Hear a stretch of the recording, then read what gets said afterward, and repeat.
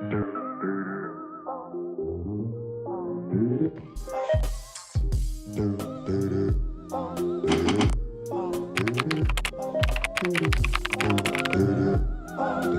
you guys, welcome back to my channel and welcome to today's video. So today I have a little bit of a different video. I've been doing a lot of vlogs recently, but today I wanted to sit down and actually try something new and exciting that I cannot wait to get into. If you saw my last video or if you just read the title and saw the thumbnail, you know that today I am trying out bullet journaling. I'm gonna be starting out my 2021 bullet journal. I cannot wait to get into this. I have a brand new journal, all my stuff, got it all laid out, and for the past week and a half, I've been watching like bullet journal setups and inspiration videos.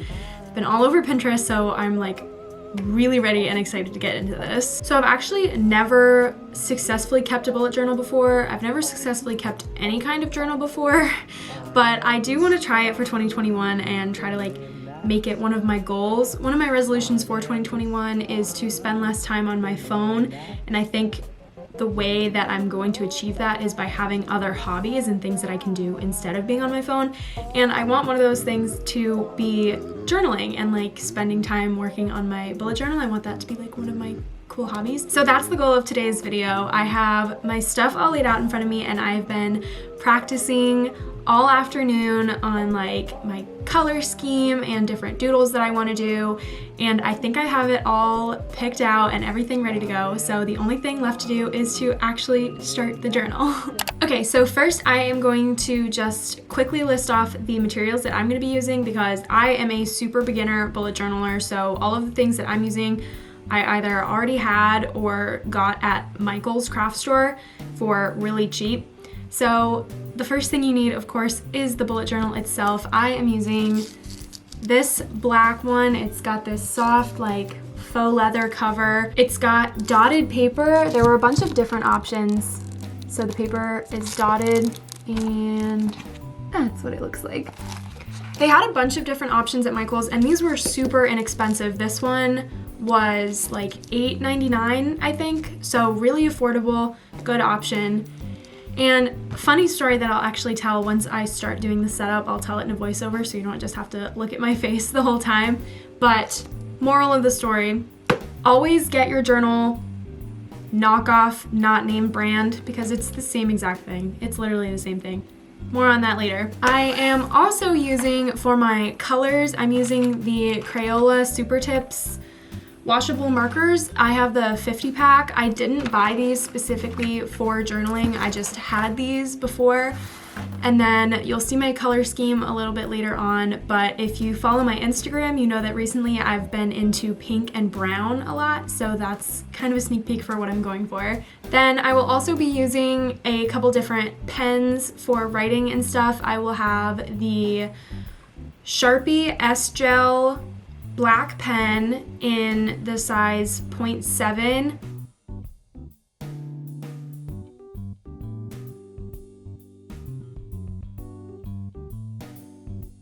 I am also using the Faber-Castell Pitt Artist pen. This is a white brush pen, and I'll be using this mostly for like mistake cleanup. So if I ever like make a mistake in my bullet journal when I'm writing with a black or a colored pen, then I can just use this and kind of like white it out.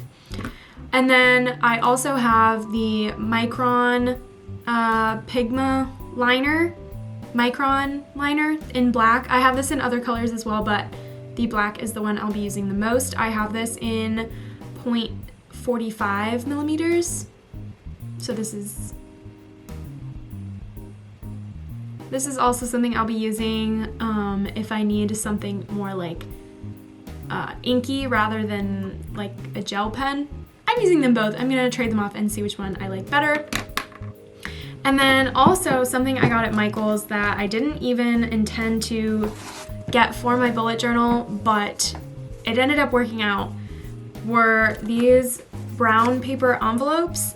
And I'm not going to be using them as envelopes, but I am going to be cutting them up and using them for the brown paper. They look really, really nice with the color scheme that I've picked out and the doodles I'm planning on doing. I did kind of like a tester sheet right here, and I really like how all the colors look on the brown paper, including the black and the white. So I'm gonna be using this, kind of like tearing it up, cutting it up, using that as well. But that's enough of me and my face. Let's actually get into starting this journal. I'm so excited. And I know I opened it on camera already, but you guys will be able to see me open the journal for the first time and like take all the packaging off and like, oh, it's gonna be so good.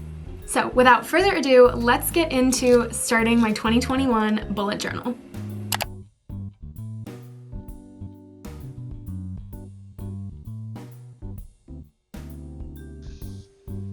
Alright, so first I'm just laying out my journal and all the markers and pens that I'm going to be using to make this. You can see on the side of my journal I'm laying out my colors that I'm going to be using. I really like this color scheme. It's kind of pastel rustic almost. You'll see once I start coloring things in.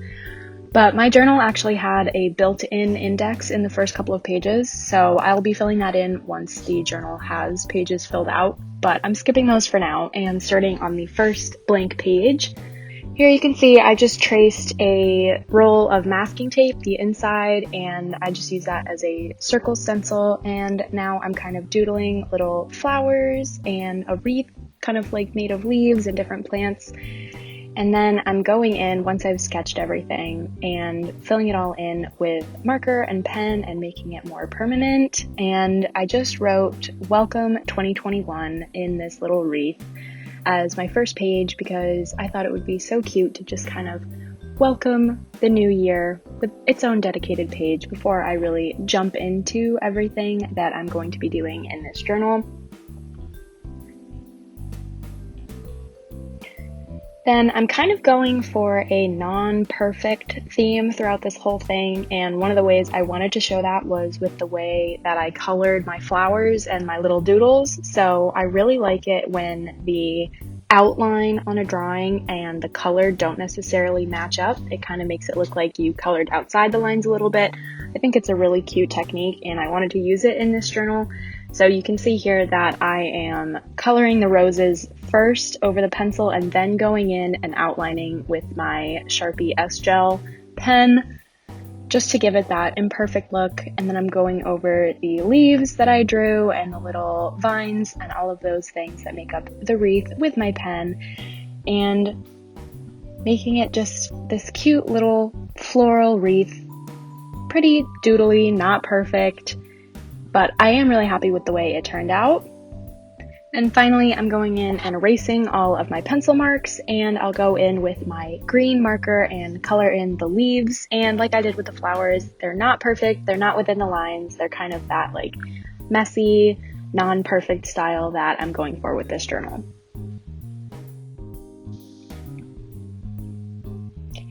Then flipping to my next spread, I have a quote on one page and a moments in time page that I'll get to next, but I did the quote first, and this quote is actually something I've been working on a lot this year and hoping to carry into next year. It says, "Not all progress will be linear," and I think that's a really important message for me, especially this year, because with everything that's going on in the world, it kind of feels hard to feel like you're making any progress because things aren't really changing. You're staying inside a lot, you're not seeing a lot of people, you're not doing a lot of things, so it can feel hard to actually have that sense of progress.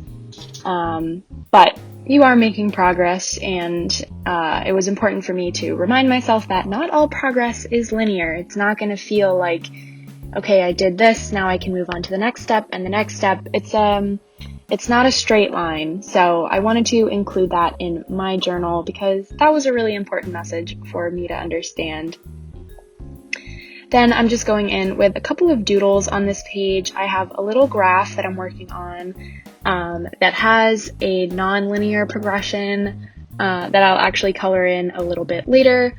But here you can see I'm tearing up the brown paper envelopes that I mentioned in the beginning of the video and using that as kind of like an accent piece on the corner page.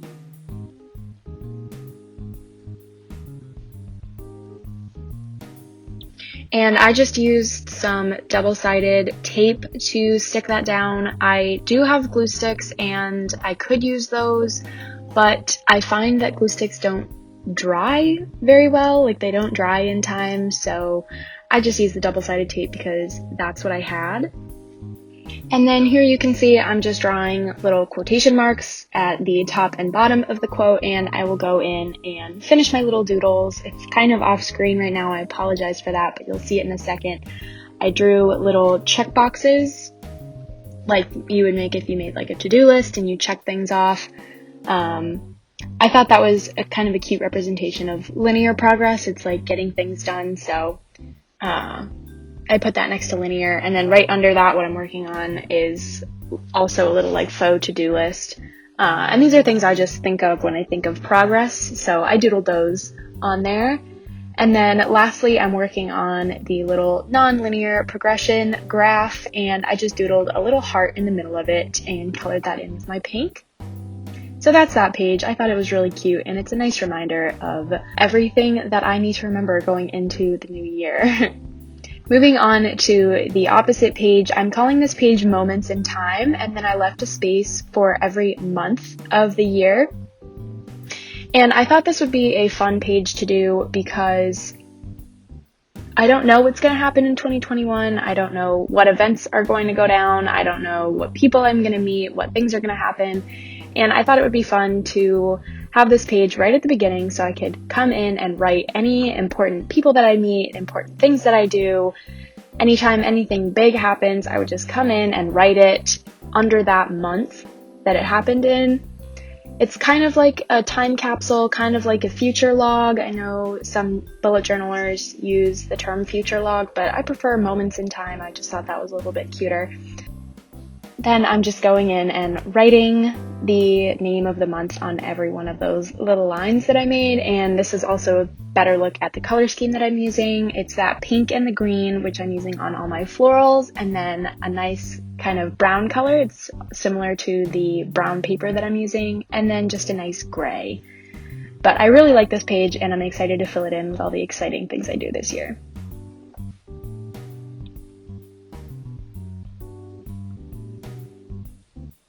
Moving right along, this next bit is actually 2 pages, and this is my 2021 goals and resolutions page.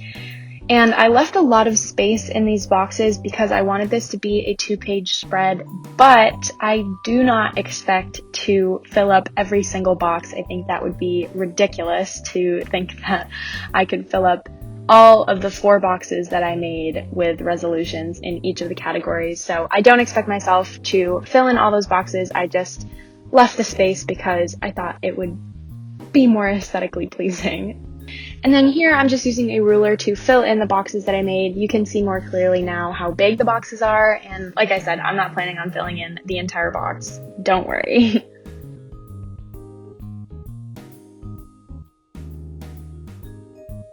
Alright, and then here I'm just using my colors to go in and write a little like highlight at the top of the box, which I'll put the title on. And I had 4 categories. As you can see, I have the 4 boxes. My categories were health resolutions, lifestyle resolutions, YouTube goals, and then I just had a section for other things that didn't fit into any of the first 3. And then, like I said, I don't expect myself to fill in all of these boxes, so I just left myself 3 optional bullet points for each one, and I'm using the color that the highlight is in and making them nice and aesthetically pleasing. But I don't expect myself to have 3 resolutions in any of those categories. 1 is plenty. I just wanted to give myself the option. And then I'm also going in with my colors and filling in the little spaces on the titles. Okay, next we have a page that I'm actually very excited for. I'm calling it my YouTube tracker, and this is where I'll write down all of my YouTube information, which videos I did each month, how many subscribers, how many views. Not that those things are like extremely important, they're just numbers, and YouTube is just a hobby for me right now, but I do want to look back and like see what my months looked like for YouTube. So I have left a little box for each month of the year, And like I said, in those boxes, I'll just be writing what videos I made that year, how well each one of them did, which videos got the best feedback, because that's actually pretty important. I want to, like I've said a couple of times, I want to make the kind of videos that people actually want to watch. So if there's one video that does really well or gets a lot of comments or gets a lot of likes, then I can write that down and know that I should make more of those kinds of videos in the future. Or if there's one video that doesn't do super well, I know that people aren't really interested in seeing those kinds of videos, so I don't have to worry about making that kind of video anymore. It's basically just a way for me to organize my thoughts. And then, like before, I'm just going in and adding those little title highlights at the top of every box, and then going in with my Sharpie pen and writing the title for every month. I did mess up on a couple of them, but I think I saved it, so it's not a big deal. This is kind of why I chose that like imperfectly perfect theme, because it's not such a big deal when you make mistakes, because the whole thing is about making mistakes and learning and all of that good stuff. So I'm actually really happy with the way this page turned out. I did go in later and add some more floral doodles. You can see that's what I'm doing up in the top. It's not super clear on camera, but you'll see in the flip through, I added some floral doodles to the title, and I think it just brings it more together, makes it look a little bit better, makes it look a little bit more fitting within the theme that I chose. And like I said, you're not going to be able to see it super well right now. This is a bit of a better angle. But you will be able to see the whole thing when I do the flip through at the end. I only have one spread left to do after this, so the flip through is coming up very soon.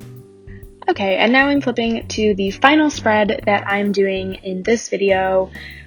I have this one as a video ideas spread. I spread it over 2 pages just so I would have tons of room to write any video ideas that I have, and I'm doing it in the same style of title that I did the Welcome 2021 on my first page, with kind of that wreath and then the cursive writing that says video in the big text and then ideas in just a smaller text. I think it looks really cute, really sweet, and I like having it in the middle because then I'm not taking up too much of one page or the other. It's just spread between both pages equally. And then, like before, I'm just going in and filling in all of the doodles, the leaves, and the flowers. And you can see on this one that I did the color first, and then I'm adding the outline after. So I kind of alternate between outline then color or color then outline, kind of just figuring out which one I like better. But once I've filled everything in, I just go in and outline the rest of the wreath, the circle part, and erase all of the pencil marks that I made. And you can see there's tons of space, like I said, on this spread for me to write down any of the video ideas that I have, and I cannot wait to use it. Finally, just to make this page a little bit more visually interesting right now, I am adding another piece of the brown paper envelope to the edges. And again, just like before, sticking that down with some double-sided tape. I put one in the corner, which you can see right now. And then I also tore off a little piece and put it in the center of the left side page. And I think I'm going to add a little bit more to that, but we'll see. But here we go. This is the bullet journal flip through, and it got dark in my room while I was doing this, which is why there's a flashlight on it. But here we go with the flip through.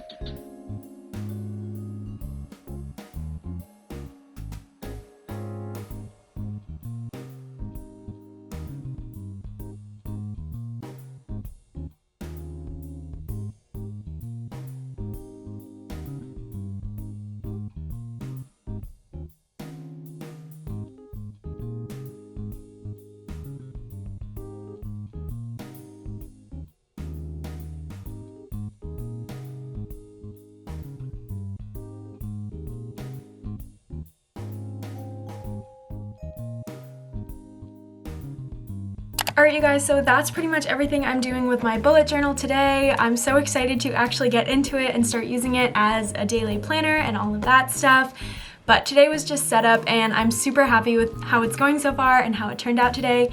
Let me know if you want to see any more of my bullet journal, if you want me to make any more videos about like doing monthly setups or weekly setups or filling it in or anything else you want to see. Just let me know in the comments down below, or you can message me on any of my social media, which is also linked down below. But that's it for this video. Thank you so much for watching. I hope you enjoyed, and I will see you guys for Christmas. Yay!